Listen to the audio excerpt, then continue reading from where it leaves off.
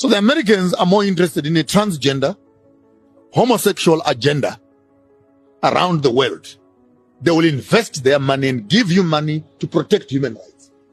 Russia and China are coming with weapons and militarization strategies so that we can protect ourselves. So I want to say this very loud and clear to the Americans. Continue on your transgender agenda. Stay there. Leave us to do politics on the other side. Because what we need right now is not a minority human rights activation. What we need is a societal transformation.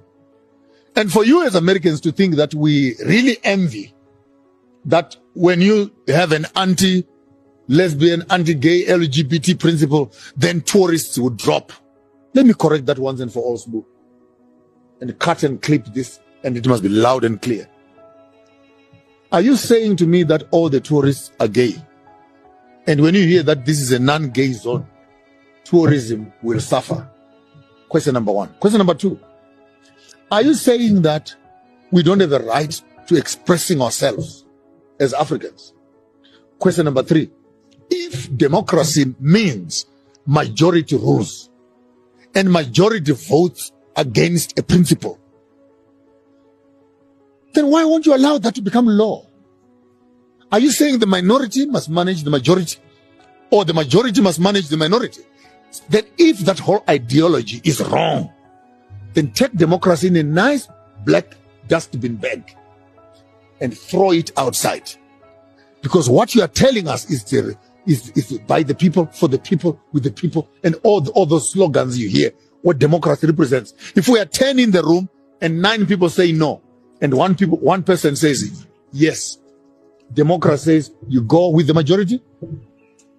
So if we say we want to make Africa democratic, and the demographics of our democracy says no, then why do you philosophically want to manipulate the will of the majority to favor the will of the minority? This is where it really gets confusing to me.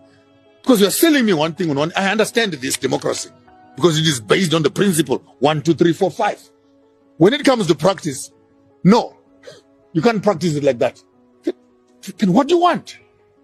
Do you want democracy? You want anarchy? You want indigenous governance systems? You want meritocracy? Maybe let's find another way of governing ourselves.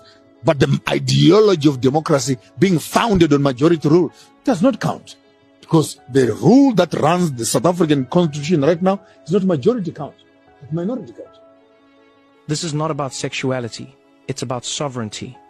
Because every time America exports human rights, it's really exporting control protocols wrapped in rainbow ribbons.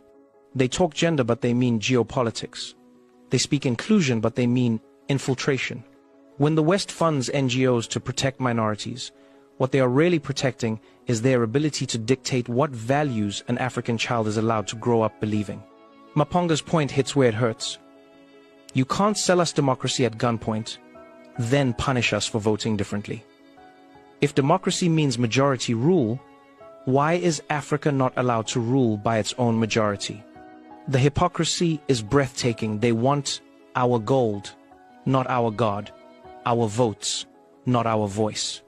The same nations that can't solve homelessness on their streets are now lecturing Africa on gender philosophy. Meanwhile, China builds railways, Russia trains armies, America funds hashtags, and they call that partnership? No, that's psychological colonization too, an algorithmic invasion of values. Africa doesn't need rainbow diplomacy. It needs rain-fed agriculture. It needs clean water, functional schools, stable electricity, not Western validation for denying its own traditions. Human rights mean nothing if human dignity is outsourced. So when Maponga says stay on your side, he's not being hateful, he's being historical.